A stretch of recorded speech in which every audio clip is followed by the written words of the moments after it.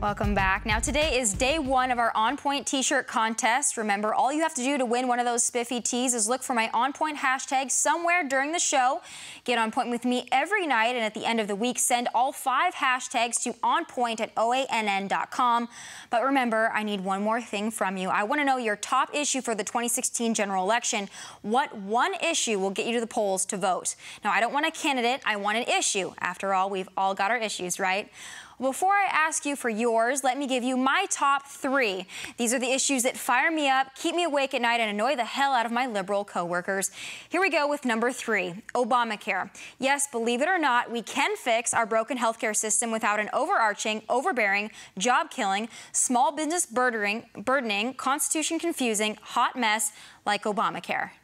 If you've got healthcare already, then you can keep your plan if you are satisfied with it. If you like the plan you have, you can keep it. I intend to keep this promise. If you like your health care plan, you'll be able to keep your health care plan. I'm concerned that I took this job because I've had health care. So imagine this man's surprise when he received this letter from his insurance company saying his coverage would end with the end of the year. He was placed through a temp agency with a state government job along with another woman facing the same problem. Before healthcare.gov even launched, testing showed big problems, crashing with just 1,100 users during stress tests. On day 1, only 6 people enrolled. By day 2, 248, with tens of thousands idling in a virtual waiting room. It makes me mad that a lot of people are bankrupted by our current healthcare system when the costs are many times completely unjustified. So I'm a Spitfire, and I hate being told what to do, especially when the dictate comes from a group of Democrats led by a tyrant that ramrodded this thing through Congress with no Republican support on a technicality. See, keep the pre-existing condition language, allow people to stay on their parents' insurance until 26, because there are aspects of good. But let me remind you, even a blind squirrel finds a nut. So how about opening up the free marketplace, tax credits, or purchasing across state lines? See, if people could afford these high premiums and deductions, they could have bought insurance on their own without the DC dictate. But moving on now to issue number 2, national security. You will make that deadline. I don't set any deadline. We will continue and we will make progress. We have made progress and we will make progress, and we will use every opportunity to make progress. What about Iran?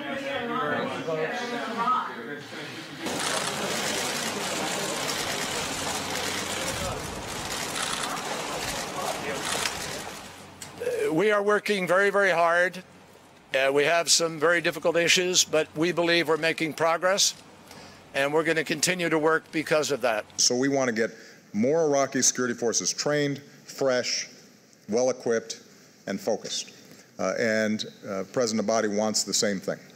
So we're reviewing a range of plans for how we might do that, essentially accelerating the number of Iraqi forces that are properly trained and equipped and have a focused strategy and good leadership. And when a finalized plan is presented to me by the Pentagon, then I will share it with the American people. It's not, we don't yet have a complete strategy because it requires commitments on the part of the Iraqis as well.